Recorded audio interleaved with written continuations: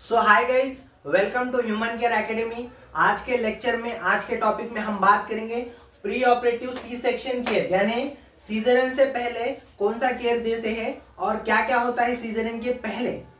तो नर्स का रोल क्या है, मैं आज के टॉपिक में आपको यही बताऊंगा। तो चलिए स्टेप बाय स्टेप सीखते हैं। जैसा कि प्री ऑपरेटिव मेन 8 पॉइंट्स है, ये 8 पॉइंट्स है।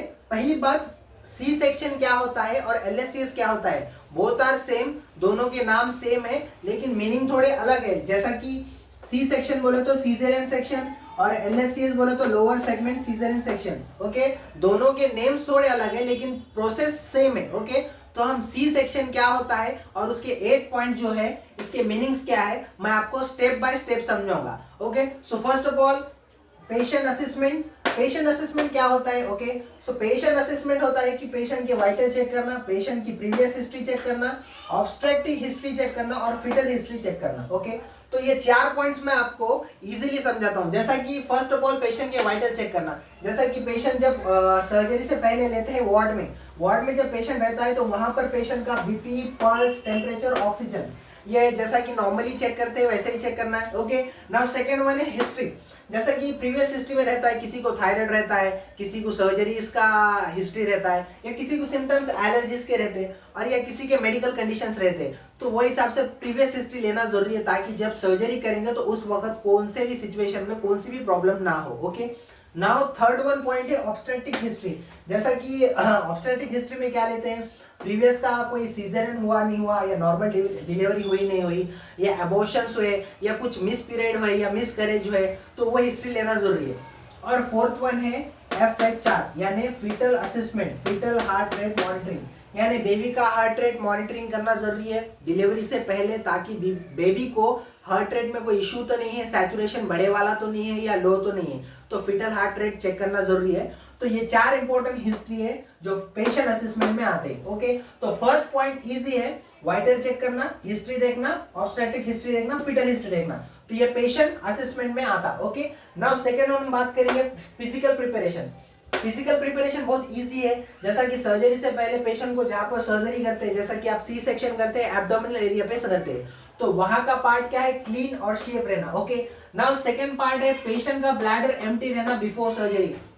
ब्लैडर एम्प्टी क्यों रखते हैं, ताकि जब सर्जरी करने के बाद कोई इशू ना हो। जैसा कि आप पेशेंट का ब्लैडर ओपन करते हैं, सॉरी ब्लैडर नहीं, यूटेरस ओपन करते हैं, तो उस वक्त कोई सिचुएशन ना हो बोल के पेशेंट को एनबीएम रखते हैं। एनबीएम का मीनिंग है नथिंग बाय माउथ, यानी 6 घंटे से 8 घंटे के अंदर कुछ नहीं खिलाना। जैसा कि आप 8 बजे सर्जरी है तो 12 बजे से 8 बजे के अंदर कुछ भी नहीं खिलाना टिल सर्जरी होए तक। ओके, और थर्ड पॉइंट है आईवी लाइन सेटअप। जैसा कि प्री ऑप मेडिकेशन का, जैसा प्री ऑप मेडिकेशन देने के लिए आईवी लाइन लगाना पड़ता है, जैसा कि कैनुला 20 नंबर का कैनुला और 18 नंबर का कैनुला, इट्स कंपलसरी। ठीक है, कौन सा भी सर्जरी रहो, चाहे एलएससीएस रहो, सीजरियन रहो या नॉर्मल डिलीवरी है, कौन सा भी सर्जरी रहो, compulsory 18 gauge to 20 gauge cannula लगाना। ओके, और उसके बाद है प्री ऑप मेडिकेशन और Foley's catheter. Pre op medication में क्या क्या रहते हैं, as per prescribe, as per doctor advice.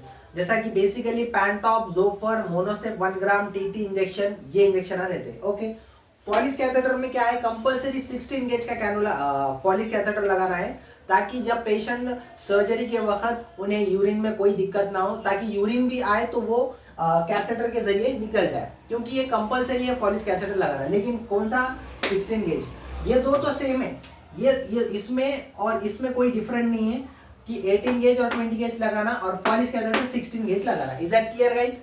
और थर्ड पॉइंट है आप साइकोलॉजिकल प्रिपरेशन। साइकोलॉजिकल प्रिपरेशन क्या होता है? फर्स्ट गाइस, आपको पेशेंट असेसमेंट और फिजिकल प्रिपरेशन में समझ गया ना? ओके, अगर नहीं भी समझा तो मुझे कमेंट करिए। ओके, नाउ थर्ड पॉइंट है साइकोलॉजिकल प्रिपरेशन। साइकोलॉजिकल प्रिपरेशन में क्या है, ये 3 से 4 इंपॉर्टेंट पॉइंट है। जैसा कि पेशेंट का प्रोसीजर चेक करना, एक्सप्लेन प्रोसीजर को करना, यानी कौन सी सर्जरी है पेशेंट को समझाना, कितने मिनट में है, कब होएंगे, उससे पहले क्या करते हैं और सर्जरी के वक्त भी क्या करते हैं, तो ये नर्स का रोल है समझाना। Okay, now reduce anxiety with supportive communication. Nurse का रोल है कि पेशेंट को समझाना और उनको बिल्ड कॉन्फिडेंस करना, एंजाइटी से दूर रखना और उनमें जो कॉन्फिडेंस है वो हाई करना, ताकि उन्हें सर्जरी के वक्त कोई प्रॉब्लम ना हो, इवन सर्जन को कोई प्रॉब्लम ना हो। Is that clear? Now ensure inform concert is sine. Concert में हर कंसर्ट आता है, जैसा कि ट्यूबेक्टोमी, ये सब पॉइंट दिया मैं ताकि आपको समझ में आओ। ट्यूबेक्टोमी कंसर्न रहता, हाई रिस्क कंसर्न रहता। यानी सर्जरी के वक्त अगर ट्यूबेक्टोमी कंसर्न ले लिया आप सर्जरी से पहले, तो पेशेंट बच्चे ना होने का कंसर्न लेना जरूरी है ताकि आगे प्रॉब्लम ना हो। ओके, और उसके बाद हाई रिस्क कंसर्न, जैसा कि पेशेंट ऑलिगोहाइड्रोमिनियस रहा, या पेशेंट ब्रीच रहा, या पेशेंट अंदर मोशन पास कर लिया, तो हाई रिस्क कंसर्न लेना जरूरी है। वो पेशेंट उससे पहले क्या है, कंसर्न कराना जरूरी है। जैसा कि पेशेंट को डॉपलर कराए, स्कैनिंग कराए, उसमें पेशेंट का बच्चे का प्रोसीजर मालूम होगा, बच्चे का सिचुएशन मालूम होगा, तो ये कंसर्न लेना जरूरी है। Is that clear? तो इजी पॉइंट है patient assessment, physical preparation and psychological preparation. और हम बात करेंगे अब fourth point, nutrition and hydration. जैसा कि न्यूट्रिशन क्या है और हाइड्रेशन क्या है। एनपीओ और NBM both are same, nothing by mouth, no food. Okay, तो पेशेंट की सर्जरी जब 8 बजे है तो उसे 12 बजे से 8 बजे के अंदर कुछ भी नहीं देते ताकि सर्जरी करने में इजी हो और प्रॉब्लम ना हो। और पेशेंट जब डिहाइड्रेशन में रहता है, 8 घंटे उसे कुछ खाने नहीं देते, तो उस वक्त आईवी फ्लूइड लगाना जरूरी है। IV fluids to maintain hydration. जब पेशेंट डिहाइड्रेशन में जाता है 8 घंटे, तो उस वक्त उसे फ्लूइड्स के जरिए, ग्लूकोज के जरिए उन्हें इंटेक मिलता है। Is that clear? तो ये फोर्थ पॉइंट है। अब फिफ्थ पॉइंट की बात करेंगे हम, सेफ्टी मेजर्स।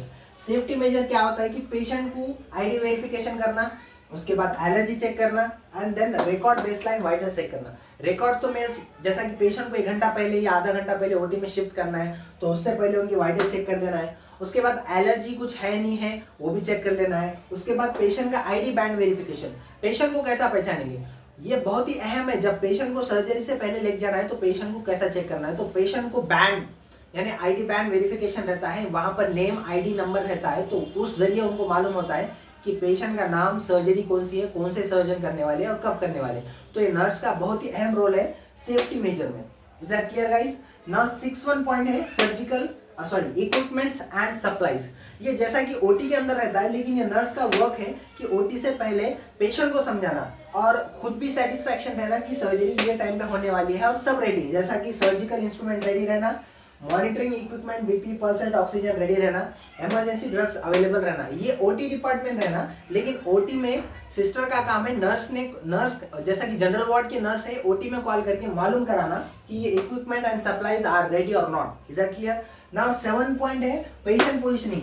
जैसा कि सर्जरी से पहले पेशेंट को, ऑपरेशन से पहले पेशेंट की पोजिशन देखना है, जैसा कि supine position with slide left till, ताकि ब्लड फ्लो अच्छे से हो सके बेबी को। Is that clear? And comfortable safe positioning for spinal anaesthesia. जैसा कि अगर सर्जरी से पहले ये पोजीशन से सही रखे तो क्या है, स्पाइनल एनेस्थेसिया यानी ड्यूरिंग दी सर्जरी के वक्त कोई प्रॉब्लम नहीं होती एनेस्थेटिस्ट को। Is that clear? Even patient को भी कोई प्रॉब्लम ना होता। नाउ हम बात करेंगे 8 point and the last point is very important. Pre op education क्या होता है, explain post op care, wound pain, breast feeding and encourage early ambulation after surgery.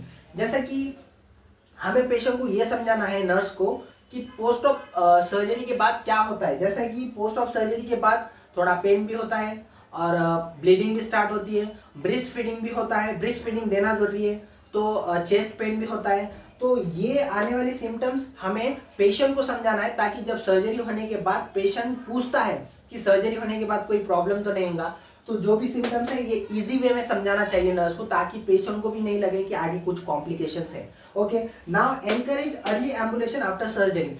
Early ambulation करना बहुत जरूरी है आफ्टर सर्जरी से पहले, तो प्रॉब्लम को क्रिएट नहीं होता, कोई भी प्रॉब्लम पेशेंट तक नहीं होता। तो ये 8 सिम्टम्स है, 8 प्रिपरेशन है और 8 प्री ऑपरेटिव केयर है जो नर्स को पेशेंट को बताना चाहिए और खुद भी मालूम होना चाहिए। और मैं ये बताना चाह रहा हूँ कि जब सर्जरी करने से पहले ये 8 रूल आपको मालूम होना चाहिए ताकि जो भी बिगिनर्स है, जो पैरामेडिकल स्टूडेंट है, जीएनएम के स्टूडेंट है, ये इनको मालूम रहना चाहिए कि 8 पॉइंट्स क्या है। ओके, तो प्री ऑपरेटिव मेन 8 पॉइंट है, मैं आपको रिमाइंड कराता हूँ। Patient assessment, physical preparation, psychological preparation, nutritional preparation, hydration and safety measures, equipment supplies, patient positioning and pre op education. Okay guys, आप स्क्रीनशॉट ले लीजिए ताकि आपको बाद में मालूम हो सके कि एग्जैक्ट क्या था। ओके, ले लिया आप सी सेक्शन का प्री ऑपरेटिव का स्क्रीनशॉट। हाँ गाइज, तो ये है, देखिए, आई होप आपको ये वीडियो समझ में आऊंगा। आप मेरे लिंक में जाके देख सकते हैं कि पिछले वीडियो में भी पार्ट 1, 2, 3 में pre operative care, post operative care, inter operative care के बारे में मैं लेक्चर में दिया हूँ। आई होप आपको ये वीडियो भी समझ में आया होगा। अगर कुछ भी डाउट रहा तो मुझे कमेंट करिए और सब्सक्राइब करना मत भूलिए। मिलते हैं नेक्स्ट वीडियो में।